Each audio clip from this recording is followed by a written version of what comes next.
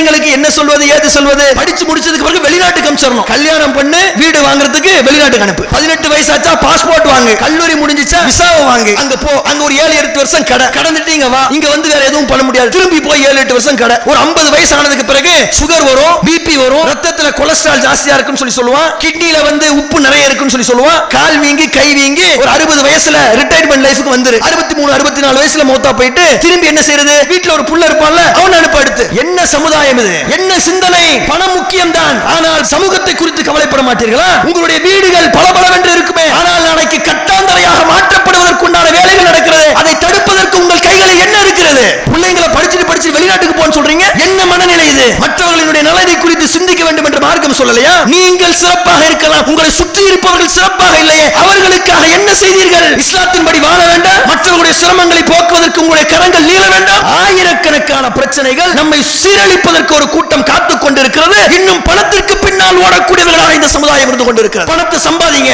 அதை இந்த சமூகத்தினுடைய பாதுகாப்புக்காக செயல்படுங்க. பணம் மட்டும் பத்தாது என்பதை புரிந்து கொள்ளுங்கள்.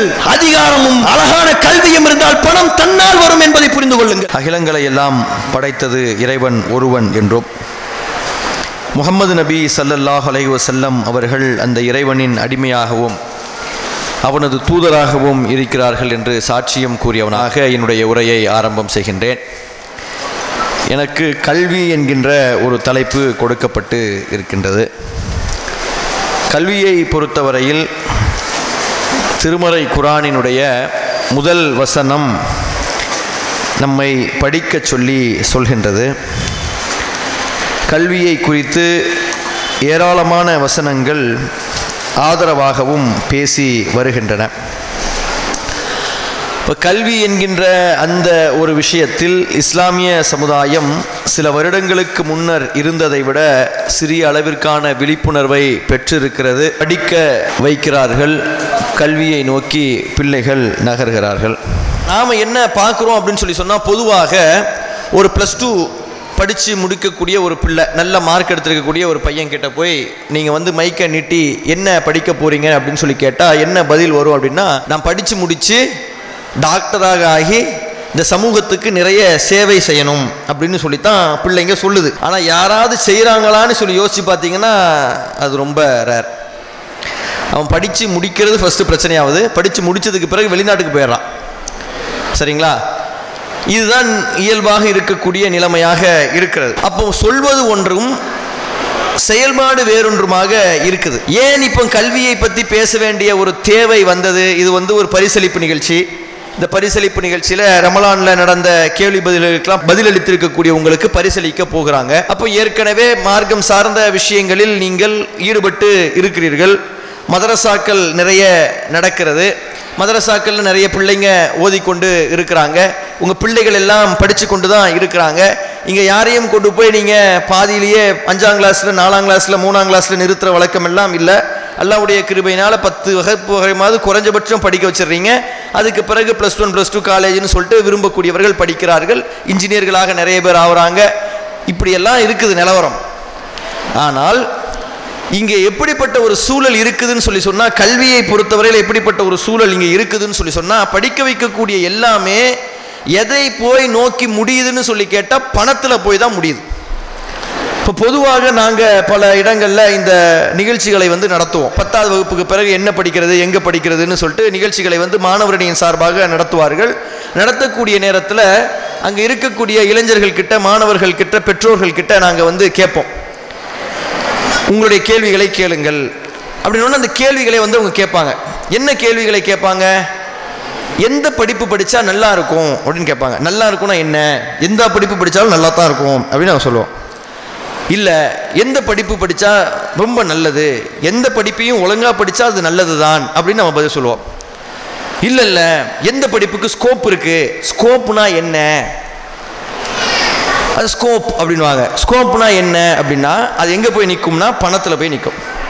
எந்த படிப்பு படித்தா படித்து முடித்த உடனேயே வேலை, வேலைக்கு பிறகு சம்பளம் அப்படி கிடைக்கும் என்பதுதான் பெரும்பான்மையான பெற்றோர்களின், பெரும்பான்மையான மாணவர்களினுடைய எண்ணமாக இருக்குது. தப்பில்லை, சம்பாதிக்கணும்னு ஆசைப்படுவது தப்பில்லை. படித்து முடித்த உடனே சம்பாதிக்கணும் ஆசைப்படுவதும் தவறில்லை. ஆனால் படிப்பு என்பது பணம் சம்பாதிப்பதற்கானதாக மட்டும் இருக்கக்கூடாது. படிப்பு என்பது பணம் சம்பாதிப்பதற்கான மட்டும் ஒரு விஷயம் இல்லை என்பதை நாம் தெளிவாக புரிந்து கொள்ள வேண்டும். அல்லாஹ் சுப்ஹானஹு வ தஆலா திருமறை குர்ஆனில் கல்வியை குறித்து சொல்லும்போது கற்றவர்களும் கல்லாதவர்களும் சமமாக மாட்டார்கள் அப்படின்னு சொல்கிறான். எந்த அடிப்படையில் அப்படின்னு சொன்னால், கற்றவர்களிடம் அல்லாஹ் இறையச்சத்தை அதிகப்படுத்துகிறான் என்று திருமறை குர்ஆன் சொல்லுகின்றது. அப்போ எந்த கல்வியை நோக்கி நாம் போக வேண்டிய ஒரு தேவை இருக்குதுன்னு சொன்னால், அல்லாஹ்வினுடைய அடியார்களில் யார் அவனை அதிகமாக அஞ்சுவார்கள் என்றால் கல்வியாளர்கள் அதிகமாக அஞ்சுவார்கள் என்று இறைவன் திருமறை குர்ஆனில் சொல்கின்றான். இன்னமா யஹ்ஷல்லாஹ மின் இபாதிஹில் உலமா, அல்லாஹ்வினுடைய அடியார்களில் அவனை அஞ்சக்கூடியவர்கள் அறிஞர்கள் என்று இறைவன் சொல்கின்றான். அப்போ எந்த கல்வி நமக்கு இறைவனை குறித்த அச்சத்தை ஏற்படுத்துகிறதோ அந்த கல்வியை நோக்கி நம்முடைய பிள்ளைகளை நகர்த்த வேண்டும் என்கின்ற எண்ணம் முதல்ல இருக்கணும். அந்த கல்வி நமக்கு பணத்தை தருகிறது தரலையான்றது ரெண்டாவது. அந்த படிப்பை படித்தால் சமூகத்திற்கு நன்மையுடையதாக, அவனுடைய மறுமைக்கு நன்மையுடையதாக இருக்கிறதா என்பதை பார்க்கணும். நபிகள் நாயகம் ஸல்லல்லாஹு அலைஹி வஸல்லம் அவர்கள் பயனுள்ள கல்வியைத்தான் கேட்டார்கள், பயனற்ற கல்வியிலிருந்து பாதுகாப்பு தேடினார்கள். அப்போ இரண்டு விதமான கல்வி இருக்கு. தேவையில்லாததை கற்கக்கூடிய கல்வியும் இருக்கு, பயனுடைய கல்வியும் இருக்கு. அப்போ நாம் பிள்ளைகளுக்கு பணம் என்கின்ற ஒரு விஷயத்தை மட்டும் வைத்து அந்த கல்வியை நகர்த்தக்கூடாது. அப்போ நம்மளை சுற்றி இருக்கக்கூடிய விஷயங்களை நிறைய நம்ம சுற்றி பார்க்கணும். அந்த விஷயங்களில் இருந்து அந்த பிள்ளைகள் தங்களை பாதுகாத்துக் கொள்வதற்கு என்ன தேவை என்பதை குறித்து யோசிக்கணும். அப்படின்னா இன்றைக்கு இந்தியாவில் எப்படிப்பட்ட ஒரு சூழல் இருக்குது, என்ன நமக்கு தேவை என்பதை நாம் தெரிந்து கொள்ளணும். ஒன்று, படிப்பு சார்ந்து என்ன தேவைகள் இருக்கின்றதையும் தெரிந்து கொள்ளணும், அரசியல் சார்ந்து என்ன பிரச்சனைகள் இருக்குது என்பதையும் தெரிந்து கொள்ளணும். பொதுவாக பெண்கள் அரசியல் அப்படின்னு சொன்னாலே அதுக்கும் நமக்கு சம்பந்தம் இல்லை அப்படின்னு ஒரு முடிவுக்கு வந்துடுவாங்க. சரிங்களா? தேர்தலில் ஓட்டு போடும்போது மட்டும் யாருக்கு ஓட்டு போடணும்னு யோசிப்பாங்களே தவிர அதை தவிர்த்து பெரிய அளவில் பெண்களில் பலர், சிலர் நிறைய கவனிக்கிறீங்க, பலர் அதை குறித்து பெரிதாக கவனிப்பது இல்லை. அப்போ நம்மளை சுற்றி என்ன நடக்குது என்பதை குறித்து தெரிந்து கொள்ள வேண்டிய அவசியம் எல்லோருக்கும் இருக்குது. ஆண்களுக்கும் இருக்குது, பெண்களுக்கும் இருக்குது. பெண்களுக்கு அதிகமாகவே இருக்குது. ஏன்னா நீங்கள் தான் பிள்ளைங்களோடு அதிகமாக நேரத்தை செலவழிக்கிறீர்கள், பிள்ளைகளுக்கு தேவையான விஷயங்களை நீங்கள் கற்றுத்தருகிறீர்கள். நீங்கள் ஒழுங்காக சுற்றி நடக்கக்கூடியதை புரிஞ்சுக்கிட்டா தான் உங்கள் பிள்ளைங்களை ஒழுங்கான முறையில் கற்றுக் கொடுக்க முடியும். மிக மிக முக்கியமான ஒரு செய்தி நடந்திருக்கிறது. நீங்கள் இன்றைக்கு எவ்வாறு வாழ்கிறீர்களோ அவ்வாறு நாளைக்கு வாழ முடியாது என்பது போன்ற ஒரு செய்தி கடந்த 2 நாட்களில் நடந்திருக்கிறது. நீங்கள் எவ்வாறு இன்றைக்கு ஆடை உடுத்தி இருக்கிறீர்களோ அவ்வாறு நாளை உடுத்த முடியாது என்பது போன்ற ஒரு செய்தி நடந்திருக்கிறது. நீங்கள் எவ்வாறு இன்று அமர்ந்து இதை பேசிக் கொண்டிருக்கிறீர்களோ அவ்வாறு நாளை நீங்கள் பேச முடியுமா என்பது போன்ற ஒரு செய்தி நடந்திருக்கிறது. அது என்ன? கணியத்திற்குரியவர்களே, நாம் பொதுவாக நம்மை சுற்றி நடக்கக்கூடிய விஷயங்களை அறிந்து கொள்வது இல்லை. நம்மை சுற்றி நடக்கக்கூடிய விஷயங்களை அறிந்து கொள்வதை குறித்து எந்த விதமான கவலையும் படுவதில்லை.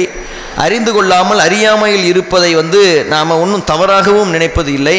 நமக்கு 1000 வேலை இருக்குது, இதெல்லாமா போய் யோசிச்சுக்கிட்டு இருக்கிறது என்பது போன்று நாம் நினைக்கிறோம். இப்படி நினைப்பது தவறு. என்ன இப்போ சமீபத்தில் நடந்திருக்கு அப்படின்னு சொன்னால், RSS என்கின்ற அமைப்பினுடைய பொதுச் செயலாளராக இருக்கக்கூடிய ஒருவர், ஒசபலேன்னு நினைக்கிற ஒரு பேர், அவர் ஒரு விஷயத்தை பேசியிருக்கிறார். என்ன பேசியிருக்கார் அப்படின்னா, இந்திய அரசியலமைப்பு சட்டத்தினுடைய முன்னுரையில் இருக்கக்கூடிய 2 வார்த்தைகளை நீக்க வேண்டும். ஒரு வார்த்தை சொல்கிறது செக்யூலர், இன்னொரு வார்த்தை சொல்கிறது சோசியலிஸ்டிக். இந்த 2 வார்த்தைகளையும் நீக்கிவிட வேண்டும் என்று சொல்லியிருக்கிறார். இந்த நாடு மதசார்பற்ற நாடுங்க. இந்த நாட்டில் எனக்கு ஒரு மதம் இருக்கும், உங்களுக்கு ஒரு மதம் இருக்கும், வேறு ஒருத்தவங்களுக்கு வேறு ஒரு மதம் இருக்கும். அரசாங்கத்துக்கு மதம் கிடையாது. அரசாங்கம் என்பது எல்லா மதத்தை சார்ந்தவர்களையும் ஒரே மாதிரியாக பார்க்க வேண்டும். சட்டத்தின் முன்னால் அனைவரும் சமம் என்கின்ற ஒரு நிலை இருக்க வேண்டும். அரசாங்கத்திற்கு மதம் கிடையாது. அதே மாதிரி இங்க இருக்கக்கூடிய சொத்துக்கள், இங்க இருக்கக்கூடிய பொருளாதாரம் என்பது இங்க இருக்கக்கூடிய எல்லா இந்தியர்களுக்குமானது. யாராவது ஒரு 4 பேர் மட்டும் அதில் மொத்தமாக சொந்தம் கொண்டாட முடியும் என்று சொல்ல முடியாது. அதான் சோசியலிஸ்டிக். இங்க இருக்கக்கூடிய சொத்து, இங்க ஒரு மலை இருக்குதா, அந்த மலை எல்லோருக்கும் சொந்தமானது. அந்த மலையை அம்பானி எடுத்துட்டு போக முடியாது. இங்க ஒரு ஆறு ஓடுதா, அந்த ஆறை அதானி எடுத்துக்கொள்ள முடியாது. இங்க ஒரு கடல் இருக்கு, அந்த கடலை எனக்கு சொந்தம் என்று ஒருவர் சொல்ல முடியாது, தனிநபர். இவை எல்லாருக்கும் சமமானது, எல்லாருக்கும் பொதுவானது, எல்லா இந்தியர்களுக்குமானது என்று சொல்லப்படுகிறது. இப்ப இந்த 2 வார்த்தைகளை நீக்கிறாங்க. இது மிக முக்கியமான பிரச்சனையாக என்ன மாறும் அப்படின்னு சொன்னா, இந்த வார்த்தை நீக்கப்பட்டு விடுமேயானால், இந்த பிரியாம்பிள் இருந்து இதை அவர்கள் எடுத்து விடுவார்களே ஆனால், இந்த நாடு இவர்கள் சொல்வது போன்று ஹிந்து ராஷ்டிராவாக மாறிவிடும். ஹிந்து ராஷ்டிரானா என்ன? இது ஹிந்துக்களுக்கான நாடுவாக மாறிவிடும். இங்க இருக்கக்கூடிய ஹிந்துக்கள்லாம் நல்லவங்களா தானே இருக்காங்க. இங்க இருக்கக்கூடிய ஹிந்துக்கள் நல்லவங்களா இருக்கிறாங்க, நம்மளோட அண்ணன் தம்பிகளாக இருக்கிறாங்க. ஹிந்துக்கள் நல்லவர்கள் தான், மாற்று கருத்து கிடையாது. ஹிந்து மக்கள் நல்ல மனிதர்களாகத்தான் இருக்காங்க. குறிப்பாக தமிழ்நாட்டில் இருக்கிறவங்க எல்லாம் நல்ல மக்களாகத்தான் இருக்கிறாங்க. இங்க ஹிந்துத்துவான ஒரு குரூப் இருக்கு. முஸ்லீம்களை எதிரிகளாகவே காட்டி வளர்ப்பதற்கென்று ஒரு குரூப் இருக்கு. முஸ்லீம்களை எதிரிகளாக காட்டுவதன் மூலமாகவே ஓட்டை வாங்குவதற்கென்று ஒரு குரூப் ஒன்று இருக்குது. அந்த குரூப் நல்ல குரூப் கிடையாது. அந்த குரூப் தான் காந்தியை கொன்ற வழக்கில் கைது செய்யப்பட்ட குரூப். இந்த நாட்டில் நடந்த முதல் படுகொலையை செய்தவர்கள் இவர்களுடைய மூதாதையர்கள் தான் இதை செஞ்சாங்க. செஞ்சவனை ரிலீஸ் பண்ணுன்னு சொல்லி போராட்டம் பண்ணிய குரூப் இது. கோட்சே என்பவன் ஒருவன் கொன்றான். அவனை தூக்கில் போட்டதுக்கு பிறகு அவனோடு சதித்திட்டத்தில் ஈடுபட்ட பல பேர் இருந்தாங்க. அந்த சதித்திட்டத்தில் ஈடுபட்ட பல பேரை விடுதலை செய்வதற்காக போராடிய ஒரு குரூப் இருக்குல்ல, அந்த குரூப் தான் இன்னைக்கு ஆட்சி செய்து கொண்டு இருக்கிறது. அவர்கள் என்ன சொல்றாங்கன்னு சொல்லி கேட்டீங்கன்னா, இந்த நாட்டில் இருக்கக்கூடிய முஸ்லீம்களுக்கு நீங்க இருங்க, சாப்பிடுங்க, வாழ்ற வரையும் வாழுங்க, நீங்களும் நாங்களும் சமம் கிடையாது. இந்துக்களும் முஸ்லீம்களும் சமம் கிடையாது. முஸ்லீம்கள் செகண்ட் கிளாஸ் சிட்டிசன் தான்.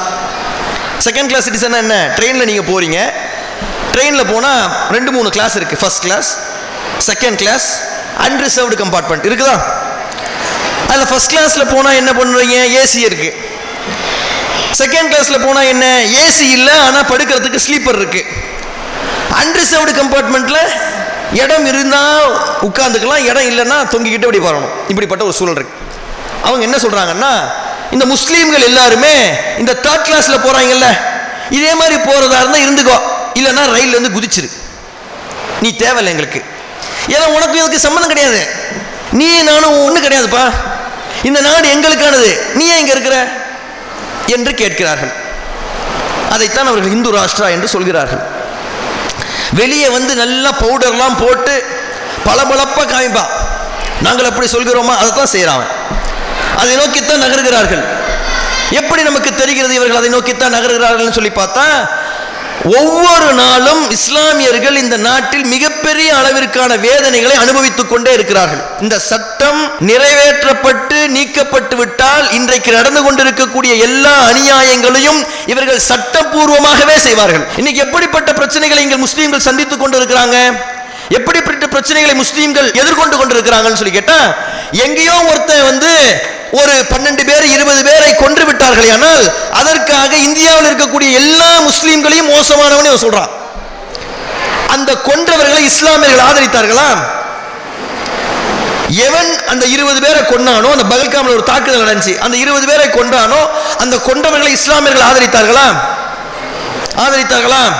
ஆதரிக்கவில்லை. அவர்களுக்கும் இஸ்லாத்துக்கு சம்பந்தம் இருக்குதா? எந்த சம்பந்தமும் இல்லை. அவர்கள் இஸ்லாமியர்களா? இப்படிப்பட்ட படுகொலையை செய்யக்கூடியவர்கள் இஸ்லாமிய மார்க்கத்திற்கு சம்பந்தம் இல்லாதவர்கள், அப்பாவிகளின் மீது குண்டுகளை துளைக்கக்கூடிய வேலைகளை செய்யக்கூடியவர்கள் அயோக்கியர்கள். அவர்கள் இஸ்லாமியர்கள் என்று சொல்லிக் கொள்வதில் எந்த விதமான அர்த்தமும் இல்லை. அவர்களுக்கு மிக கடுமையான தண்டனைகள் கொடுக்கப்பட வேண்டும், பொது வழியில் வைத்து அவர்கள் தூக்கிலிடப்பட்டு கொல்லப்பட வேண்டும். இதில் எந்த முஸ்லீமுக்கும் மாற்று கருத்தே இல்லை. யாருக்காவது இருக்கா உங்களுக்கு? இந்த தப்பை செஞ்சவன் தண்டிக்கப்பட வேண்டும் என்பதுதான் மாற்று கருத்து இருக்கா? யாருக்காவது மாற்று கருத்து இருக்கா? யாருக்கும் இல்லை. ஆனால் இங்க இருக்கக்கூடிய முஸ்லீம்கள் எல்லாம் எவனோ அவனுக்கு ஆதரவா இருப்பது போன்று ஒரு சூழலை இவர்கள் உருவாக்குகிறார்கள். என்ன நடக்குதுன்னு சொல்லி சொன்னா, காஷ்மீர்ல இருந்து போர்வை வியாபாரம் பண்றதுக்காக ஒருத்தன் வரான், அவனை போட்டு அடிக்கிறாங்க. காலேஜில் படிப்பதற்காக சில மாணவர்கள் வருகிறார்கள், அவர்களை போட்டு அடிக்கிறார்கள். ஒரு பொம்பளை கொங்கனா காத்தூர் என்று சொல்லக்கூடிய ஒரு பெண், அந்த பெண் டாக்டர் கிட்ட ரெகுலராக செக்கப் போறாங்க. என்ன, பிரெக்னண்டா இருக்காங்க, பிரசவம் பார்ப்பதற்காக மாசம் மாசம் செக்கப்புக்கு போறாங்க. 1 மாசம் 2 மாசம் 3 மாசம் சொல்லி கடந்து போகிறது. அங்கே பெஹல்காம்ல ஒரு தாக்குதல் நடந்த உடனே பார்த்து கொண்டிருந்த டாக்டர் என்ன சொல்றாங்கன்னா, இனிமேல் முஸ்லீமுக்கெல்லாம் நாங்க பார்க்க மாட்டோம், வேற யார்கிட்டயா போய் பார்த்துக்கன்னு சொல்லிட்டு ஒரு நிறைமாத கர்ப்பிணியை நட்டாத்தில் விடக்கூடிய ஒரு வேலையை சர்க்கார் என்று சொல்லக்கூடிய ஒரு பெண் டாக்டர் கொல்கத்தாவில் செய்தார். நடந்து கொண்டு இருக்கிறது இந்த நாட்டில். சமமாக இஸ்லாமியர்கள் நடத்தப்படுவதில்லை. சோஃபியா குரேஷி என்று சொல்லக்கூடிய ஒரு பெண், இந்தியாவுக்கும் பாகிஸ்தானுக்கும் போர் நடக்கக்கூடிய நேரத்தில் அந்த அம்மா தான் கமாண்டராக நின்று இந்தியா என்ன செய்யுதுன்னு சொல்லிக்கிட்டு இருந்துச்சு. கேள்விப்பட்டீங்களா? அந்த பெண்ணை குறித்து ஒரு பிஜேபி எம்பி தப்பா பேசுறான். தப்பா பேசுபவனே அரெஸ்ட் பண்ணல. ஆனால் அந்த அம்மாவை பத்தி எந்த தப்பும் பேசல. நீங்க அந்த அம்மாவை வச்சு நாட்டை பத்தி பேசுறதெல்லாம் ஓகேப்பா, ஆனா இந்த நாட்டில் முஸ்லீம்கள் நிம்மதியாக இருக்கிறார்களா என்பதையும் யோசிச்சுக்குங்க. இங்கே முஸ்லீம்கள் தாக்கப்படுகிறார்கள், இஸ்லாமிய வீடுகள் இடிக்கப்படுகிறது, அதையும் சரி செய்யுங்கள். இந்த நாடு ஜெயிக்கட்டும், இந்த போரில் வெல்லட்டும், தீவிரவாதிகள் ஒளியட்டும், சோஃபியா குரேஷின் மூலமா நீங்க சொல்வதெல்லாம் ஓகே, இதையும் கவனியுங்கள் என்று அலிகான் மெஹமூதாபாத் என்று சொல்லக்கூடிய ஒரு நபர் சொல்கிறார். அவனை தூக்கி அரெஸ்ட் பண்ணி கொண்டு போய் ஜெயிலுக்குள்ள போட்டுறான். அவனுக்கு பெயில் கிடைப்பதற்கு சுப்ரீம் கோர்ட் வரையும் போக வேண்டியிருக்கு. சுப்ரீம் கோர்ட்டுக்கு போய் தான் பெயில் வாங்க வேண்டியிருக்கு. ஆனால் விஜய் சிங் என்று சொல்லக்கூடியவனுக்கு எந்த விதமான தண்டனையும் இதுவரை கொடுக்கப்படவில்லை. அப்ப இந்த நாட்டில் சட்டம் சமமா இருக்கா? இந்த நாட்டில் சட்டம் சமமாக இருக்கிறதா? சட்டம் சமமாக இல்லை. இப்ப இந்த ஹிந்து ராஷ்டிரா என்கின்ற ஒன்றை அவர்கள் கொண்டு வந்தால் என்ன செய்வார்கள்? இதற்கு முன்னாடி ஹரித்வார் என்கின்ற ஒரு ஊர்ல ஒரு மாநாடை நடத்தி அவர்கள் ஒரு டிராஃப்ட் கான்ஸ்டிடியூஷன் என்கின்ற ஒரு கான்ஸ்டிடியூஷனை கொண்டு வந்தார்கள். இந்திய அரசியலமைப்பு சட்டத்தை மாற்றுவதற்கான ஒரு கான்ஸ்டிடியூஷனை கொண்டு வந்தார்கள். அதில் அவங்க என்ன சொன்னாங்கன்னு சொன்னா, இங்கே இருக்கக்கூடிய இஸ்லாமியர்களுக்கு ஓட்டளிப்பதற்கு உரிமை இல்லை, அவர்கள் இரண்டாம் தர குடிமக்களாக இருப்பார்கள், இந்த நாட்டினுடைய தேசிய கொடி மாற்றப்படும், இந்த நாட்டினுடைய அரசியலமைப்பு சட்டம் முழுவதுமாக மாற்றப்படும், இந்த நாட்டில் இருக்கக்கூடிய பிரதமர் உள்ளிட்ட பதவிகள் மாற்றப்படும், இந்த நாட்டில் இருக்கக்கூடிய நாடாளுமன்றத்தினுடைய ஸ்ட்ரக்சர் மாற்றப்படும் என்று பெரிய அளவிற்கு மாற்றங்களை சொன்னாங்க. இதை சொன்னதெல்லாம் சாதாரண ஆட்கள் இல்ல, பெரிய பெரிய பதவியில் இருந்தவர்கள், ராணுவத்தில் இருந்தவர்கள், டாக்டர்களாக இருந்தவர்கள் எல்லாம் சேர்ந்து அந்த வரைவு அரசியலமைப்பு சட்டத்தை ஹரித்வார் என்கின்ற ஒரு நகரத்தில் கொண்டு வந்தாங்க. இன்னைக்கு இன்னும் சில நாட்கள்ல இங்க உத்தராகண்ட் மாநிலத்தில் ஒரு குறிப்பிட்ட மத ஊர்வலம் ஒன்று நடக்க போகிறது. என்ன நடக்குதுன்னு சொல்லி கேட்டா, அந்த மத ஊர்வலம் நடக்கக்கூடிய இடத்தில் முஸ்லீம்கள் கடை வைக்க கூடாது என்று ஒரு பெரிய பிரச்சனை நடக்குது. முஸ்லீம்கள் கடை வைத்தால் அவர்களை அடிப்போம் என்கின்ற ஒரு பிரச்சனை நடக்குது. இப்படி ஏராளமான பிரச்சனைகள் இங்கே இஸ்லாமியர்களுக்கு எதிராக நடந்து கொண்டே இருக்குது. சட்டங்கள் கொண்டு வருகிறார்கள். இந்த நாட்டில் இருக்கக்கூடிய எல்லோரும் சமம் அப்படின்னு சொன்னா வக்பு வாரிய திருத்த சட்டம் வராது. ஏன்? வக்பு வாரிய திருத்த சட்டத்தில் என்ன சொல்றாங்க அப்படின்னு சொல்லி கேட்டீங்கன்னா, இந்த நாட்டில் ஒரு இடம் இருக்கு, அந்த இடம் யாருக்கு சொந்தம் என்பதுல ஒரு கன்ஃபியூஷன் இருந்துச்சுன்னு சொல்லி சொன்னா, வக்பு வாரியத்துக்கு சொந்தமான இடத்துல கன்ஃபியூஷன் இருந்துச்சுன்னு சொல்லி சொன்னா, அந்த இடத்தினுடைய உரிமையாளர் யார் என்பதை கலெக்டர் தான் தீர்மானிப்பார் என்று மாற்றுகிறார்கள். ஒன்னு. ரெண்டாவது என்ன சொல்றாங்கன்னா, இந்த வக்பு வாரியத்திற்கு உள்ள இருக்கக்கூடிய உறுப்பினர்களில் 2 பேர் பிரமதத்தை சார்ந்தவர்கள் இருப்பார்கள், இஸ்லாமியர்கள் அல்லாதவர்கள் என்று மாற்றுகிறார்கள். சரி, அப்போ வக்பு வாரியத்திற்குள்ள இஸ்லாமியர் அல்லாதவர்கள் இருக்கலாம் என்பது உங்களுடைய நிலைப்பாடாக இருந்தால், இந்து அறநிலையத்துறை என்று ஒரு துறை இருக்குல்ல, அதனுடைய பிரிவு 6 என்ன சொல்லுது? அதனுடைய பிரிவு 6 என்ன சொல்லுதுன்னு சொல்லி கேட்டா, இந்து அறநிலையத்துறைக்கு சொந்தமான எந்த விஷயங்களிலும் இந்துக்கள் அல்லாதவர்கள் உறுப்பினராக கூடாது என்று சொல்கிறது. அப்போ நாம் யார் உறுப்பினராகணும் என்று ஆசைப்படவில்லை, அது உங்களுடைய மதம் சார்ந்த விஷயம், நீங்க பார்த்துக் கொள்ளுங்க. அப்போ உங்களுடைய மதம் சார்ந்த விஷயத்திற்கு ஒரு மாதிரி பேசுறீங்க, இஸ்லாமியனுடைய ஒரு விஷயத்திற்கு வேறு மாதிரி பேசுறீங்கன்னா, அப்படிப்பட்ட ஒரு சூழல் என்பது இன்னைக்கு இங்க இருந்து கொண்டு இருக்கிறது. அப்படிப்பட்ட ஒரு மனநிலையில் இன்னைக்கு மக்களை அவர்கள் மாற்றி வைத்து இருக்கிறார்கள். எந்த அளவிற்கு அவங்க இருக்கிறாங்கன்னு சொல்லி கேட்டா, ஒரு நபர், அந்த நபருக்கு அவருக்கு பிரசவம் பார்த்த ஒரு டாக்டர் அம்மாவினுடைய பெயரை அவங்க அப்பா வச்சிடறாங்க. இங்க பக்கத்தில் இருக்கக்கூடிய தஞ்சாவூர்ல இருக்கக்கூடிய ராஜகோபாலசாமி திருக்கோயில் என்று சொல்லக்கூடிய ஒரு திருக்கோவிலினுடைய அரங்காவலராக ஒருவர் இருக்கிறார். நர்கீஸ் கான் என்று சொல்லக்கூடிய ஒரு பெண்ணினுடைய பெயரை ஒரு ஆணுக்கு அவங்க அப்பா வச்சாரு. ஏன் வைக்கிறாருன்னு சொல்லி கேட்டா, அந்த அம்மா பிரசவத்திற்காக சிரமப்பட்டு ஹாஸ்பிட்டல்ல போய் அட்மிட் ஆகுது. யாரு? இந்த நர்கீஸ் கான் என்று சொல்றப்படுறாருல, அவருடைய அம்மா. பிரசவம் சிரமமான ஒரு சூழல், போய் ஹாஸ்பிட்டல் அட்மிட் பண்ணும்போது அங்க நர்கீஸ் கான் என்கின்ற ஒரு டாக்டர் இருக்காங்க. அந்த டாக்டர் அவ்வளவு இக்கட்டான ஒரு சூழ்நிலையில் அந்த தாயையும் குழந்தையும் நல்லபடியாக காப்பாத்தி பிரசவம் பார்த்து அனுப்பி வச்ச உடனே அவங்க அப்பாவுக்கு ரொம்ப சந்தோஷம். தன்னுடைய பிள்ளையையும் தன்னுடைய மனைவியும் நல்ல முறையில் காப்பாற்றி அனுப்பிட்டாங்கன்னு சொல்லிட்டு அந்த பெண்ணினுடைய பெயரை அந்த குழந்தைக்கு வைக்கிறாங்க, நர்கீஸ் கான் சொல்லி. ஆனால் அவர் பிறந்த குடும்பம் இந்து குடும்பம், இந்துவாகத்தான் வளர்ந்தார். கைகளில் அவர்கள் கட்டக்கூடிய அந்த கயிறுகளை எல்லாம் கட்டி இருக்கிறார், நெற்றியில நல்ல விபூதி போட்டிருக்கிறார், குங்குமம் வைத்திருக்கிறார். இந்து அறநிலையத்துறையில ராஜகோபால சுவாமி திருக்கோயிலினுடைய அரங்காவலராக அவர் நியமிக்கப்பட்ட உடனே இங்க இருக்கக்கூடியவர்கள் எல்லாம் எங்கச்சு குதிக்கிறாங்க. ஹெச்ராஜன் ஒருத்தர் இருக்கிறார்ல, அவர்லாம் எஞ்சி குதிக்கிறாங்க. எதுக்காக குதிக்கிறாங்க? எப்படி நர்கீஸ் கானை நீ ஆக்க போச்சு? அப்ப நர்கீஸ் கான் வந்து சொல்றாரு, ஏங்க நான் முஸ்லீம் கிடையாது, நான் ஹிந்து தான், எங்க அப்பா எப்படி பேரை வச்சாரு. ஒத்துக்க மாட்டாங்க. அவ பேரளவுல கூட உங்களுக்கு தாங்கிக் கொள்ள முடியல. ஆனா முஸ்லிம்களினுடைய வக்பு வாரியத்திற்குள்ள நீங்க வந்து எத்தனை பேரை வேண்டுமானாலும் நியமிக்கலாம் என்பது மாதிரியான சட்ட திருத்தத்தை நீங்கள் கொண்டு வரீங்க. 2 பேரை கொண்டு வந்தால் போதும் என்று சட்டம் சொல்கிறது. ஆனால் நீங்கள் கொஞ்சம் ஆழ்ந்து யோசித்தால் 15 பேர்ல 8 பேருக்கும் அதிகமாக பிற மதத்தை சார்ந்தவர்களை உள்ளுக்குள்ள நுழைக்க முடியும் என்கின்ற ஒரு சூழல் இருக்கு. இன்னும் வழக்கு நடந்து கொண்டிருக்கக்கூடிய நேரத்திலேயே இந்த வக்பு வாரியத்துக்கு சொந்தமான இடங்களை எல்லாத்தையும் ரெஜிஸ்டர் பண்ணுங்கன்னு சொல்றாங்க. இப்ப வக்பு வாரியத்திற்கு சொந்தமான இடங்களை எல்லாம் ரெஜிஸ்டர் பண்ண என்ன ஆகும்? என்ன நடக்கும்? நீங்க தொழுது கொண்டிருக்கக்கூடிய பள்ளிவாசல்களில் நாளைக்கு தொழுவ முடியுமான்னு தெரியாது. 1992 பாபர் மசூதின்னு ஒரு பள்ளிவாசலை இடிச்சாங்க கண்ணு முன்னாடி. இப்ப ஒண்ணு இடிக்கல மாட்டாங்க. சட்டப்படி கவர்மெண்ட் வந்து நிற்கும், போலீஸ் வந்து நிற்கும், சாவியை கொடுத்துட்டு எல்லாரும் வெளியே ரம்பு அப்படின்ற ஒரு நிலையை ஏற்படுத்துவார்கள். நம்ம அதிகமாக சொல்ல இதான் அந்த சட்டம் அதுதான் சொல்லுது. இந்த நாட்டில் ஒரு சட்டம் இருக்கிறது என்றால் அந்த சட்டத்தை எதிர்த்து நீங்கள் எதுவும் செய்ய முடியாது. செய்தால் அது சட்டவிரோதம். சட்டவிரோதம் என்றால் நீங்கள் கைது செய்யப்படுவீர்கள். அப்போ உங்களுக்கு எதிராக ஏராளமான சட்டங்களை கொண்டு வருவதற்கான வேலைகளை இவர்கள் செய்து கொண்டிருக்கிறார்கள். அதனுடைய ஒரு வடிவம் தான் இந்த அரசியலமைப்பு சட்டத்தில் இருக்கக்கூடிய அந்த பெயரை மாற்றுவது. அதை யார் சொல்றாருன்னு சொல்லி கேட்டீங்கன்னா, RSS பொதுச் செயலாளராக இருக்கக்கூடிய சொல்றார். RSS என்கின்ற அமைப்பு எப்படிப்பட்ட அமைப்பு?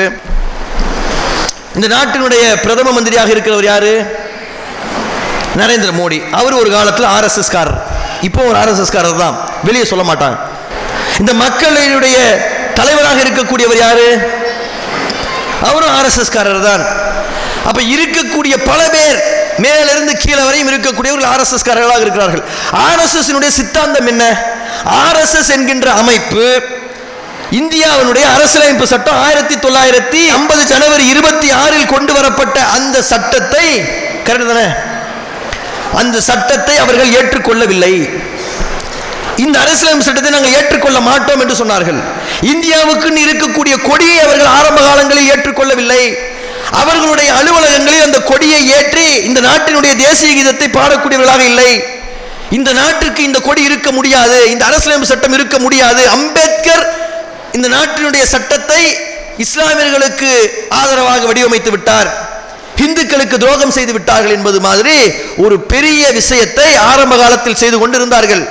இன்னைக்கு அந்த அம்பேத்கரை தலையில் தூக்கி வைத்துக் கொண்டு அவர் கொண்டு வந்திருக்கக்கூடிய அரசியலமைப்பு சட்டத்தையே மாற்றுவதற்கு வேலை செய்கிறார்கள்.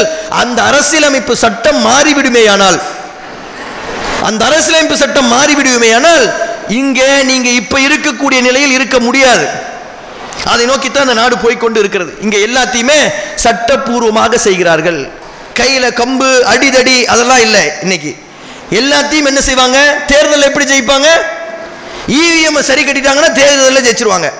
எலெக்ஷன் கமிஷனை கவனிச்சுக்கிட்டாங்கன்னு சொன்னா தேர்தலில் ஜெயிச்சிருவாங்க. அதே மாதிரி நீதிமன்றங்களில் அவர்களுக்கு தேவையான தீர்ப்புகளை வாங்கிக் கொள்வதன் மூலமாகவும் அரசியலமைப்பு சட்டங்களை மாற்றுவதன் மூலமாகவும் இன்றைக்கு உங்களுக்கு எதிராக பல வேலைகளை செய்ய போகிறார்கள். CAA என்கின்ற ஒரு சட்டத்தை கொண்டு வந்து எப்படி மோசமான விஷயங்களை செஞ்சாங்களோ, செய்ய முயற்சித்தார்களோ, அப்படி இன்னும் பல சட்டங்கள் தொடர்ச்சியாக வரும். பொது சிவில் சட்டம் என்று ஒரு சட்டத்தை கொண்டு வருவார்கள். உங்களுடைய சொத்துக்களை உங்களுடைய மார்க்கம் காட்டிய வழிமுறையின்படி உங்களால் பிரிக்க முடியாது. உங்கள் மார்க்கம் காட்டிய வழிமுறையின்படி உங்களால் திருமணம் செய்து கொள்ள முடியாது. உங்கள் மார்க்கம் காட்டிய வழிமுறைப்படி உங்களால் விவாகரத்து செய்ய முடியாது. மார்க்கம் காட்டிய வழிமுறையின்படி நீங்கள் வாரிசுரிமைகளை நியமிக்க முடியாது. இதெல்லாம் எப்ப நடக்க போகுது? இன்னும் சில வருடங்களில் நடக்க போகுது. இப்ப நாம என்ன நினைக்கணும்னு சொல்லி கேட்டா, இப்ப இதை தவிர்ப்பதற்கு நாம் என்ன செய்வது?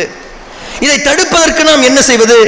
இப்ப நம்ம சொல்ல இருக்கக்கூடிய விஷயங்கள் எல்லாமே ரொம்ப சின்ன சின்ன விஷயங்கள், ரொம்ப குறுகிய விஷயங்களை தான் நம்ம சொல்லியிருக்கோம். இன்னும் ஆயிரக்கணக்கான விஷயங்கள் இருக்கு. நேரத்தினுடைய அருமை கருதி நம்ம சுருக்கமாக சொல்கிறோம். தினசரி உங்களுக்கு எதிராக பொய்யும் புரளியும் சொல்லப்பட்டு கொண்டே இருக்குது. வாட்ஸ்அப்புகள்ல, சோசியல் மீடியாக்கள்ல, பேஸ்புக்குகள்ல முஸ்லீம்களை குறித்து தவறான விஷயங்கள் எழுதி கொண்டே இருக்கிறார்கள். முஸ்லீம்கள் 4 கல்யாணம் பண்ணிக்கிறாங்க, எத்தனை பேர் 4 கல்யாணம் பண்ணாங்க இங்க? ஒருத்தர் இருக்க மாட்டீங்க. இருக்கிறீங்களா? 4 கல்யாணம் 2 கூட இருக்காதீங்க. அது ஒருத்தர் கல்யாணம் பண்ணிட்டு இங்க பல பேர் பெரும் பாடுபட்டு இருக்கிறான். 4 கல்யாணத்தை எங்க இருந்து பண்றது? வாய்ப்பு இல்லை. 4 வாய்ப்பே இல்லை. ஆனால் இவன் எப்படி பரப்பிக்கிட்டு இருக்கான்னு சொல்லி இஸ்லாமியர்கள் 4 கல்யாணம் பண்ணிட்டா 40 குழந்தைய பெற்றுக்கிட்டா எங்க? 2 குழந்தையை பெற்றவன் வாழ்ந்து முடிக்கிறதுக்குள்ளேயே அவனுடைய உயிர் போய் உயிர் வரக்கூடிய ஒரு சூழல் இன்னைக்கு இருந்து கொண்டு இருக்குது. இஸ்லாமியர்களுடைய குழந்தை பிறப்பு விகிதம் ஜாஸ்தியாயிடுச்சுன்னு சொல்லிட்டு திட்டமிட்டு போய் சொல்றான்.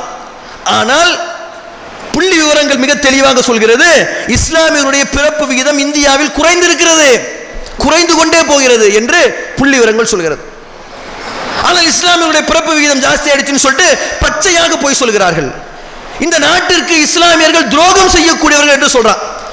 எவனுக்காவது மான ரோசம் இருந்தா, உண்மையிலேயே நீங்கள் நேர்மையானவர்களாக இருந்தால் நிரூபிக்கடா. கடந்த 50 வருஷத்துல இல்ல 80 வருஷம் இந்தியா சுதந்திரம் அடைந்த 80 வருடத்தில் இந்த நாட்டினுடைய ரகசியங்களை வெளிநாட்டிற்கு ஒரு முஸ்லீம் வித்து கொடுத்தான் என்பதை எவனாவது நிரூபிங்கடா. வாய்ப்பே இல்லை, வாய்ப்பே இல்லை. நேற்று மகாராஷ்டிராவை சார்ந்த ஒருத்தர் அரெஸ்ட் பண்ணியிருக்கான். அதுக்கு முன்னாடி குஜராத்தை சார்ந்த ஒருத்தர் அரெஸ்ட் பண்ணியிருக்கான். பஞ்சாபை சார்ந்தவர்கள் அரெஸ்ட் பண்ணியிருக்கான். அரெஸ்ட் பண்ணதுல அவ்வளவு பேரும் இஸ்லாமியர்கள். எல்லா மதத்திலும் நல்லவனும் இருப்பான், கெட்டவனும் இருப்பான். நீ முஸ்லீம்களை தேச துரோகின்னு சொல்றல்ல, எவன் முஸ்லீம் தேச துரோகியாக இருந்தான்? இந்த நாட்டினுடைய விடுதலை போர் நடக்கக்கூடிய நேரத்தில் இந்த விடுதலைக்காக உயிரை விட்ட ஒரு சமுதாயம், உங்களுடைய அப்பனும் பாட்டனும் ஒளிந்து கொண்டிருக்கக்கூடிய நேரத்தில், கல்வி கற்பதற்காக சென்று கொண்டிருக்கக்கூடிய நேரத்தில் கல்வியை தூக்கி எறிந்து விட்டு இந்த சமூகத்திற்காக களத்தில் வென்று நின்ற சமுதாயம், 1 ரூபாயும் 2 ரூபாயும் மற்றவர்கள் எல்லாம் தர்மம் செய்து கொண்டிருந்த நேரத்தில் 1 கோடி ரூபாயை அள்ளி கொடுத்த ஒரு சமுதாயம். நாங்க என்ன கதை சொல்றோமா? வரலாறை எடுத்து படியுங்கள். மற்றவர்கள் நினைத்து கூட பார்க்க முடியாத தியாகத்தை இந்த சமூகம் செய்திருக்கிறது. நீங்கள் எதை விடுதலை போர் என்று அறிவிக்கிறீர்களோ அந்த விடுதலை போர் என்று அறிவிப்பதற்கு 60 வருடங்களுக்கு முன்னால் 1790களில் இந்த நாட்டினுடைய விடுதலை போரை தொடங்கியது திப்பு சுல்தான். இதை நான் சொல்லல, வரலாறு சொல்கிறது. இந்த நாட்டினுடைய தேசப்பிதா மகாத்மா காந்தி சொல்கிறார், இந்தியாவினுடைய விடுதலை திப்புவினுடைய தலைமையில் நடந்திருந்தால் இந்தியா என்றைக்கோ சுதந்திரம் அடைந்திருக்கும் என்று யங் இந்தியா என்கின்ற பத்திரிகையில் எழுதியது மகாத்மா காந்தி. நீ என்ன சொல்ற? நான் தேச துரோகி. நீங்கள் அயோக்கியர்களா இல்லையா? அயோக்கியர்கள். நாட்டினுடைய ரகசியத்தை விட்டு தின்னக்கூடியவர்கள், பெண்ணிற்காகவும் பணத்திற்காகவும் நாட்டினுடைய ரகசியத்தை கொடுக்கக்கூடியவர்கள் மற்றவங்கிட்ட நீ என்ன சொல்ற? மன்னிப்பு கேட்டால் விட்டு விடுகிறேன் என்று சொன்ன போது மன்னிப்பு கேட்பதை விட மரணம் மேல் என்று சொல்லி மருது பாண்டியர்களோடு கூட இருந்து செத்து போன சமுதாயம் இந்த சமுதாயம். ஷேக் ஹுசைனை தெரியுமா உங்களுக்கு? ஷேக் ஹுசைனை தெரியுமா? யார் அவன்? சின்ன மருதுனுடைய பிள்ளையோடு கைது செய்யப்பட்டு மலேசியாவில் இருக்கக்கூடிய பினாங்கு தீவுக்கு அனுப்பப்பட்ட ஷேக் ஹுசைன். அவங்கிட்ட ஒன்னே ஒண்ணுதான் கேட்டாங்க, மன்னிச்சிருங்கன்னு சொல்லு. அவனை விட்டுறேன், மருதுனுடைய பிள்ளையை நான் பிடிச்சு வச்சுக்கிறேன், நீ தப்பிச்சு போயிரு. சின்ன மருது பெரிய மருது அவர்கள் கூட நின்று களத்தில் சண்டை போட்டது யாரு? முஸ்லீம்கள் இருந்தா. ஷேக் ஹுசைன் நின்றா. மன்னிக்கிறேன்னு சொல்லி ஒரு வார்த்தையை சொல்லிட்டு நீ போயிரு, சின்ன மருது பிள்ளையை நாங்க போட்டுறோம். மன்னிப்பு, அந்த ஒரு வார்த்தை மட்டும் சொல்லணும். மன்னிப்பு கேட்டு வாழ்வதை விட சாவது மேல் என்று சொல்லி செத்து போன ஒரு கூட்டம் இந்த கூட்டம். மறுக்கிறீர்களா? மறுக்க முடியுமா? உங்களால மறுக்க முடியுமா? மறுக்க முடியாது. நீங்கள் எந்த போராட்டத்தை எடுத்துக்கொண்டாலும் வீரபாண்டிய கட்டபொம்மனோடு இஸ்லாமியர்கள் இருந்திருக்கிறார்கள், வேலு நாச்சியாரோடு இஸ்லாமியர்கள் இருந்திருக்கிறார்கள், தீரன் சின்னமலையோடு இஸ்லாமியர்கள் இருந்திருக்கிறார்கள். முதல் இந்திய விடுதலை போர் என்று 1857 அறிவித்த விடுதலை போரை தலைமையேற்று நடத்தியது பகதூர் ஷா. அதற்கு முன்னாடி 40-50 வருடங்களுக்கு முன்னால் வெள்ளையர்களை விரட்டி விரட்டி அடித்தது திப்பு சுல்தானும் அவனுடைய தந்தையும் ஹைதர் அலியும். நீங்கள் எல்லாம் அவர்களுடைய கால்களை கழுவி குடித்துக் கொண்டிருந்த நேரத்தில், அவர்களுக்கு வெண்சாமரம் வீசிக் கொண்டிருந்த நேரத்தில் வீரத்தோடு களத்தில் நின்று சாவை முத்தமிட்ட சமுதாயம் இஸ்லாமிய சமுதாயம். மறுக்கிறீர்களா? நேர்மை இருந்தால் விவாதத்திற்கு தயாரா நீங்க? அப்ப நம்மளை எப்படி பரப்புறான்னு சொல்லி சொன்னா, இவர்கள் தேச துரோகிகள் அப்படின்றான். இப்ப நாம இங்க கடந்து பேசுறதுனால எல்லா மக்களுக்கும் இது தெரிஞ்சிருமா? இப்போ அவன் தொடர்ச்சியா சொல்றான் இந்த பொய்ய. ஒவ்வொரு நாளும் வாட்ஸ்அப் குழுமங்களில், பேஸ்புக்கில், இன்ஸ்டாகிராமில் தொடர்ச்சியாக முஸ்லிம்களை குறித்து போய் சொல்லப்பட்டு கொண்டே இருக்கிறது. அவர்களுடைய பள்ளிக்கூடங்களினுடைய வாட்ஸ்அப் குழுமங்களில், அவர்களுடைய தெருக்களில் இருக்கக்கூடிய வாட்ஸ்அப் குழுமங்களில், அவர்களுடைய ஜாதியின் பெயரால் இயங்கக்கூடிய வாட்ஸ்அப் குழுமங்களில்,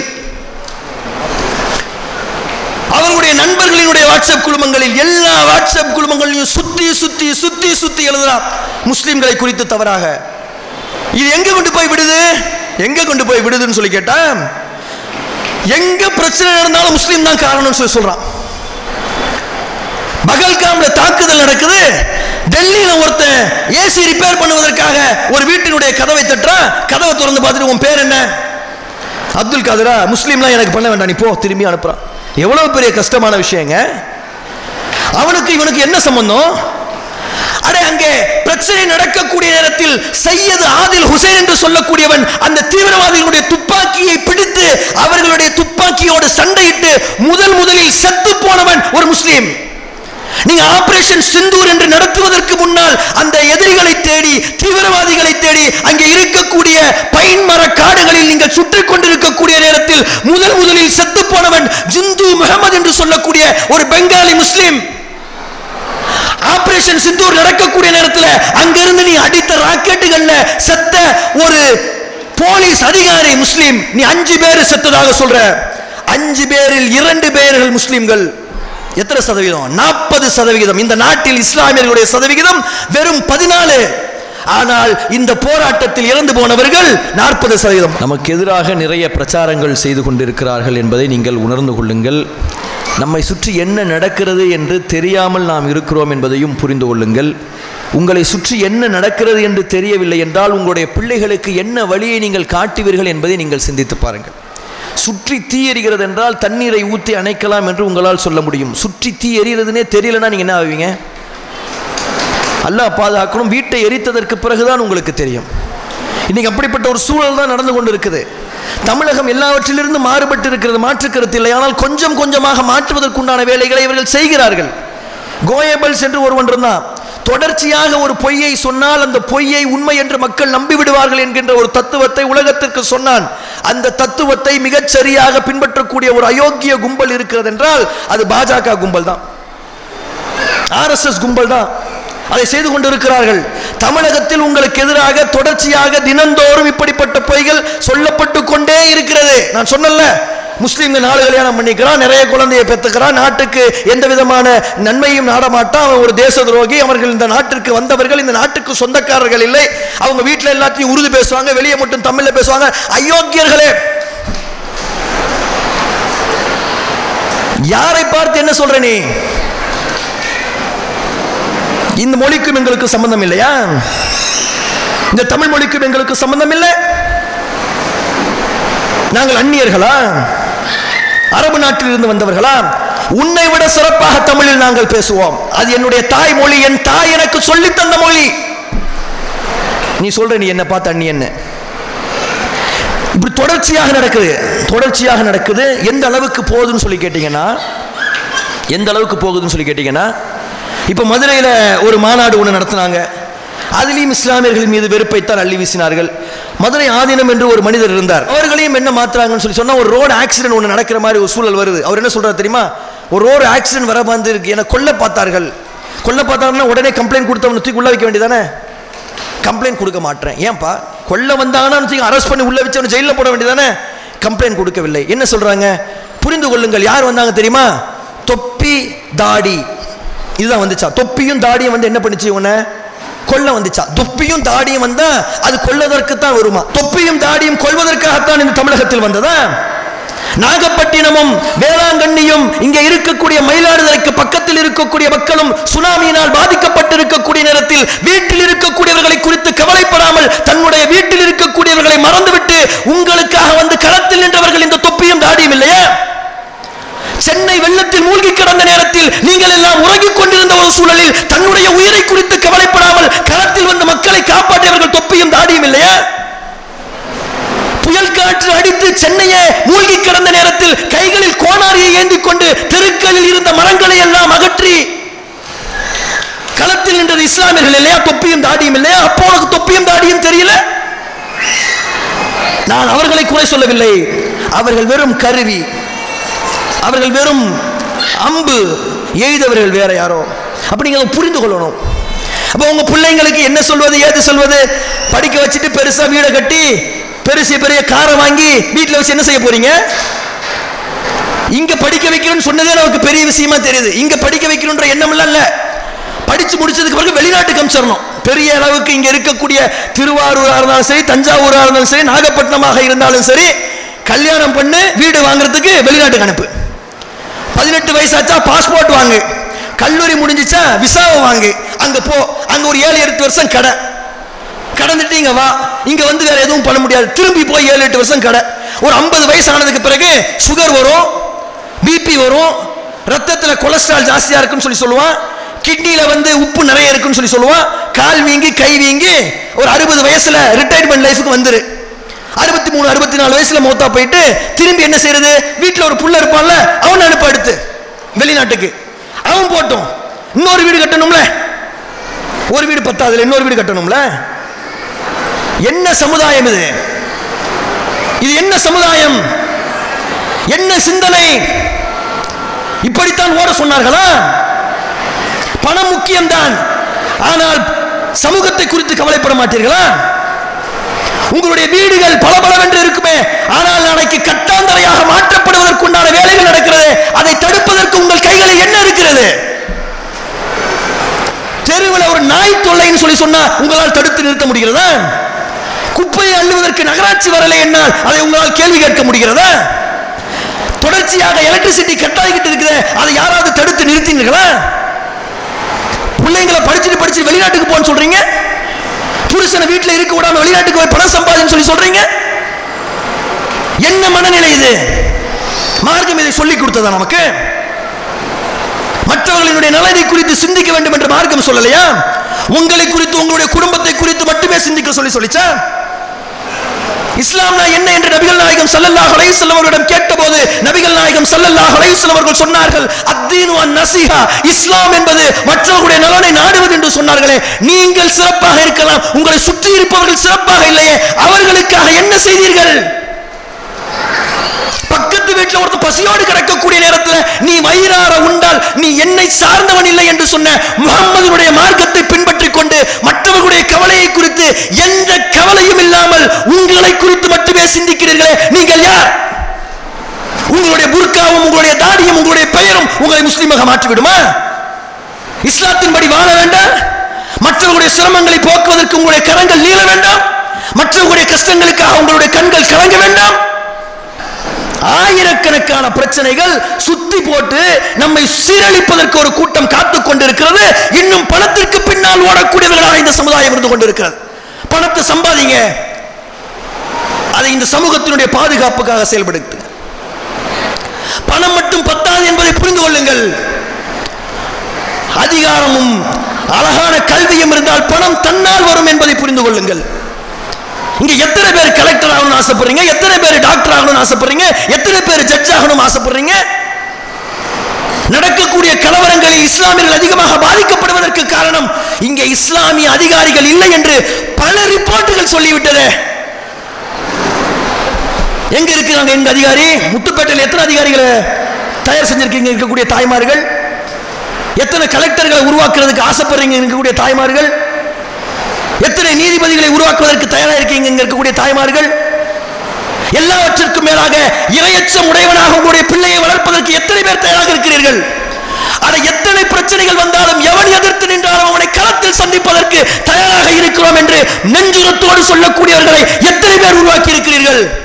சண்டை போட சொல்லல, தைரியமாக நிக்க சொல்லி சொல்றோம். பிரச்சனைக்கு பயந்து வெளிநாட்டுக்கு ஓடுவது வாழ்க்கையா? பிரச்சனையை களத்தில் நின்று சமாளிப்பது வாழ்க்கையா? உங்களுடைய பிள்ளைகள் எப்படி இங்க வாழும்? பேரன் பேத்திகள் எப்படி வாழும்? தன்னுடைய சமூகத்தை குறித்து சிந்திக்காத சமுதாயம் தன்னுடைய தலைமுறையை நடு கடல்ல தூக்கி போடுவதற்கு சமம். இன்னைக்கு பாலஸ்தீனத்தில் மண்ணை தின்னுகிட்டு இருக்குது. ஒரு குழந்தை மண்ணை தின்றான், பசிக்கு மண்ணை தின்னு கொண்டு இருக்கிறது. பார்க்க முடிகிறது அவங்களால? ஒரு தாயால பார்க்க முடியுமா? ஒரே ஒரு பிரெட் கொஞ்சம் பால் கிடைக்காமல் ஒரு குழந்தை செத்து கொண்டிருக்கிறது. குழந்தைக்கு கொடுப்பதற்கு ஒரே ஒரு பிரெட் இல்லாமல் குழந்தை சாவதை கண் முன்னால் ஒரு தாய் பார்த்து கொண்டிருக்கிறாளே, இப்படிப்பட்ட சம்பவம் இன்றைய நாள் இந்த தினத்தில் பாலஸ்தீனத்தில் நடந்து கொண்டிருக்கிறது. உங்களுடைய பார்வை என்ன அது குறித்து? அது ஏன் நடந்துச்சு? 90-80 வருஷத்துக்கு முன்னாடி அந்த சமூகம் தன்னை குறித்து சிந்தித்து, தன்னுடைய சமூகத்தை குறித்து சிந்தித்து மார்க்கத்தின் பக்கம் நின்று இருந்தால் இன்னைக்கு அப்படிப்பட்ட நிலைமை அவர்களுக்கு வந்திருக்குமா? அல்லாஹ் நாடியது நடக்கும் என்பது வேறு, அல்லாஹ் சொன்னபடி அவர்கள் நடந்தார்களா? வட்டி வாங்கக்கூடாது என்று இந்த மார்க்கம் சொன்னது, வட்டிக்கு வாங்கினார்களா இல்லையா? வட்டிக்கு வாங்கி அவர்கள் நிலத்தை இழந்தார்கள். பாலஸ்தீனத்தில் இருக்கக்கூடிய பல நிலங்கள் இஸ்ரேலிய யூதர்களிடம் வட்டிக்கு வாங்கி இழந்தது. வட்டிக்கு வாங்காமல் இருக்க வேண்டும் என்பதை உங்களுடைய பிள்ளைகளுக்கு சொல்லிக் கொடுத்துட்டீங்களா? வட்டி வாங்குபவன், கொடுப்பவன், வட்டிக்காக கணக்கெழுதுபவன், அதற்கு சாட்சியாக இருப்பவன் அத்தனை பேரும் பாவிகள், நரகத்தில் கிடப்பார்கள் என்பதை உங்களுடைய பிள்ளைகளுக்கு சொல்லிக் கொடுத்து விட்டீர்களா? 0% இன்ட்ரெஸ்ட் வாங்கி அது பைக் வாங்கலாம் என்று நம்முடைய பிள்ளைகளுக்கு சொல்லிக் கொடுத்திருக்கிறோமா? இல்லை, வட்டி என்பது ஹராம், வட்டியை வாங்கியவன் ஷைத்தான் தீண்டியவனாக மறுமையில் எழுப்பப்படுவான் என்பதை சொல்லிக் கொடுத்திருக்கிறோம். அப்ப நம்ம இதை புரிந்து கொள்ளணும். நம்முடைய பிள்ளைகளை இப்படி வளர்க்கவில்லை. சொர்க்கத்தை நோக்கி நம்முடைய பிள்ளைகளை அழைப்பதில்லை, பணத்திற்கு பின்னால் நாம் அழைக்கிறோம். நீங்கள் கொடுக்கக்கூடிய கல்வி அவர்களை சொர்க்கத்தை நோக்கி அழைக்கக்கூடியதாக இருக்கணும், சொர்க்கத்தின் பக்கம் செல்லக்கூடியதாக இருக்கணும், அல்லாஹ்வை அஞ்சக்கூடியதாக அந்த கல்வி இருக்கணும். கண்ணியத்துக்குரிய சகோதரர்களே, மார்க்கம் காட்டிய வழிமுறைகள் ஆயிரக்கணக்கில் இருக்கிறது. சஹாபாக்களில் இருந்து பெற வேண்டிய பாடங்களும் இருக்கிறது. நபிகள் நாயகம் ஸல்லல்லாஹு அலைஹி வஸல்லம் உடைய காலத்தில் வாழ்ந்தவர்கள் எப்படிப்பட்டவர்களாக இருந்தார்கள் என்பதை வரலாறாக அறிந்து கொள்ள வேண்டிய தேவை என்பது இருக்கிறது. ரபியா பின் காப் என்கின்ற ஒரு சஹாபியினுடைய வரலாறு. ஏழை மனிதர், திண்ணை தோழர்களில் ஒருவர், பள்ளிவாசலுடைய மூலையில் இருக்கக்கூடிய ஒரு மனிதர். உண்பதற்கு உணவு இருக்காது, யாராவது கொடுக்க வேண்டும். உடுத்துவதற்கு நல்ல உடை இருக்காது, யாராவது கொடுத்தால் உடுத்திக் கொள்ளக்கூடிய ஒரு நிலை. வீடு இல்லை, பள்ளிவாசலே வாழ்க்கை. நபிகள் நாயகம் ஸல்லல்லாஹு அலைஹி வஸல்லம் அவர்களுக்கு உதவி செய்யக்கூடிய ஒரு மனிதராக இருந்தார் ரபியா பின் காப். நபிகள் நாயகம் கூப்பிட்ட குரலுக்கு ஓடிவிட வேண்டும் என்பதற்காக அவருடைய வீட்டு வாசலின் பக்கம் தலையை வைத்து படுத்திருப்பார். கூப்பிட்டவுடன் உடனே வந்து நிற்பார், ஆஜராகிவிட்டேன் என்று. ஒழு செய்வதற்கு தண்ணீர் தேவை, உடனே கொண்டு வந்து கொடுப்பார். இப்படி கூப்பிட்ட உடனே உடனுக்குடனே அவர் செய்வதை பார்த்துவிட்டு நபிகள் நாயகம் ஸல்லல்லாஹு அலைஹி வஸல்லம் ரபியா பின் காப் அவர்களிடம் கேட்டார், உங்களுக்கு என்ன வேணும் கேளுங்க, என்ன வேணும் கேளுங்கள் என்று கேட்பவர் சாதாரண மனிதர் இல்லை, அல்லாஹ்வினுடைய தூதர், லட்சக்கணக்கான மக்களால் உயிருக்கு உயிராக நேசிக்கப்பட்டவர். அவருக்காக உயிர் கொடுப்பதற்கு ஒரு பெரும் கூட்டம் காத்துக் கொண்டிருந்தது. அவர் கை காட்டிய திசையில் ஒரு பெரும் படை நடப்பதற்கு தயாராக இருந்தது. அல்லாஹ்வினுடைய மிகப்பெரிய பொக்கிஷங்களை அல்லாஹ் அவருக்கு கொடுத்திருந்தான். ஒரு நீதிபதியாக அவர் இருந்தார், நாட்டினுடைய ஜனாதிபதியாக இருந்தார். முஹம்மது என்கின்ற பெயர் கேட்டவுடன் ரோமாபுரிய சாம்ராஜ்யத்தில் இருக்கக்கூடியவர்கள் நடுங்கக்கூடிய அளவிற்கு வல்லமையை இறைவன் கொடுத்திருந்தான், ஆட்சி அதிகாரத்தை கொடுத்திருந்தான். அந்த முஹம்மது கேட்டார், உங்களுக்கு என்ன வேண்டும் என்று ரபியா பின் காப் அவர்களிடம் கேட்கப்பட்ட போது ரபியா பின் காப் கொஞ்சம் நேரம் வேண்டும் என்று கேட்டுட்டு போனார். அவருக்கு இருக்கக்கூடிய பசிக்கு, பட்டினிக்கு, அவருக்கு இருக்கக்கூடிய நிலைக்கு அவர் எனக்கு 4 ஒட்டகம் வேண்டும் என்று கேட்டிருந்தால் தவறில்லை, நல்ல ஆடைகள் வேண்டும் என்று கேட்டிருந்தால் தவறில்லை, ஒரு வீடு வேண்டும் என்று கேட்டிருந்தால் தவறு இல்லை. நபிகள் நாயகம் என்ன வேண்டும் என்று கேட்கிறாங்க. யா ரசூலுல்லாஹ், நான் உங்களோடு சொர்க்கத்தில் இருக்க வேண்டும் என்று ஆசைப்படுகிறேன் என்று சொன்னார். நபிகள் நாயகம் கேட்டாங்க, வேற ஏதாவது கேளுப்பா, வேறு ஏதாவது. நான் மிக தெளிவாக சொல்கிறேன், நான் சொர்க்கத்தில் இருக்க வேண்டும் என்று ஆசைப்படுகிறேன். இப்படி நம்முடைய பிள்ளைகளை வளர்க்கிறோமா? அட வயிறு பசியால் ஒட்டி இருக்கக்கூடிய நேரத்தில், கிழிந்த ஆடையை அணிந்து கொண்டிருக்கக்கூடிய நேரத்தில், இருப்பதற்கு வீடில்லாத ஒரு சூழலில் ஒரு மனிதன் தனக்கான தேவையை கேட்காமல் மறுமையை குறித்து கேட்கக்கூடியவனாக இருந்திருக்கிறான். நம்முடைய பிள்ளைகளை அப்படி வளர்த்திருக்கிறோமா? அப்படித்தான் வளர்க்கிறோமா? அப்படி வளர்த்தால் அவர்கள் இங்கே இருக்கணும், இந்த சமூகத்திற்காக உழைக்கணும், மார்க்கத்தை அழகான முறையில் கற்கணும், ஓடக்கூடாது. மிக தெளிவாக புரிந்து கொள்ளுங்கள், மறுமையை அஞ்சிக் கொள்ளுங்கள். அந்த நாளில் நீங்கள் எந்த பிள்ளைகளை, எந்த கணவரை, எந்த அப்பனை பாசத்திற்குரியவர்களாக, நேசத்திற்குரியவர்களாக பார்த்தார்களோ அவர்களால் உங்களை காப்பாற்ற முடியாது. தந்தை மகனை காப்பாற்ற முடியாத, மகன் தந்தையை காப்பாற்ற முடியாத மறுமை நாளை நீங்கள் அஞ்சிக் கொள்ளுங்கள். அந்த நாளில் ஒரு தாய் தன்னுடைய பிள்ளையை தூக்கி கொடுத்து விடுவாள் அல்லாஹ்விடம். பிள்ளை தன்னுடைய தாயை கொடுத்து விடும், தகப்பன் தன்னுடைய பிள்ளைகளை அள்ளி கொடுப்பான், நண்பர்கள் தன்னுடைய நண்பர்களை கொடுப்பார்கள். கைகளில் இருக்கக்கூடிய அனைத்தையும் தூக்கி நரகத்தில் போட்டுவிட்டு சொர்க்கத்தில் ஒரே ஒரு ஜாட்டை வைக்கக்கூடிய இடம் கிடைத்து விட வேண்டும் என்று மனிதன் அந்த நாளில் ஆசைப்படுவான். அந்த நாளை அடைவதற்கு முன்னர் உலகத்தில் வாழக்கூடிய நேரத்தில் நன்மைகளை நமக்கு பெற்றுத்தரக்கூடிய வாழ்க்கையை வாழ வேண்டும் என்று ஒவ்வொருவரும் மனதில் நினைத்துக் கொள்ளுங்கள். அப்படிப்பட்ட கல்வியை கற்பதற்கு உங்களுடைய பிள்ளைகளை ஊக்குவியுங்கள். பணத்திற்கு பின்னால் ஓடாதீர்கள், பகட்டிற்கு பின்னால் ஓடாதீர்கள். சமூகத்தினுடைய நன்மையை குறித்து சிந்தியுங்கள், சமூகத்தினுடைய வெற்றியை குறித்து சிந்தியுங்கள். மறுமையினுடைய வெற்றிதான் மகத்தானது என்று உங்களுடைய பிள்ளைகளுக்கு சொல்லி வளருங்கள். அந்த பிள்ளை நீங்கள் மரணித்ததற்கு பிறகும் உங்களுக்கு கையேந்தி பிரார்த்திக்கும். எந்த பிள்ளை மறுமையை குறித்து சொல்லி வளர்க்கப்படுகிறதோ அந்த பிள்ளை தன்னை பெற்றெடுத்த தந்தைக்கும் தாய்க்கும் இறந்ததற்கு பிறகு பிரார்த்திக்கக்கூடிய பிள்ளையாக இருக்கும். எந்த பிள்ளை பணத்திற்காகவும் பகட்டிற்காகவும் வளர்க்கப்படுகிறதோ அந்த பிள்ளை தன்னுடைய பகட்டையும் தன்னுடைய பணத்தையும் மட்டும்தான் பார்க்கும், பெத்த தாயையும் தகப்பனையும் பார்த்ததாக இல்லை சூழல். ஆகவே இதன் மூலமாக நம்முடைய பிள்ளைகளை அழகிய முறையில் வளர்த்து மறுமையில் வெற்றி பெறக்கூடியவர்களாக அவர்களை ஆக்குவதற்குண்டான கல்வியை கொடுக்கக்கூடியவர்களாக நீங்களும் நானும் இருக்க வேண்டும் என்று சொல்லி என்னுடைய உரையை முடித்துக் கொள்கிறேன். வாஹிருதுவான் அல்ஹம்துலில்லாஹ். அஸ்ஸலாமு அலைக்கும். அல்லாஹு அக்பர், அல்லாஹு அக்பர்.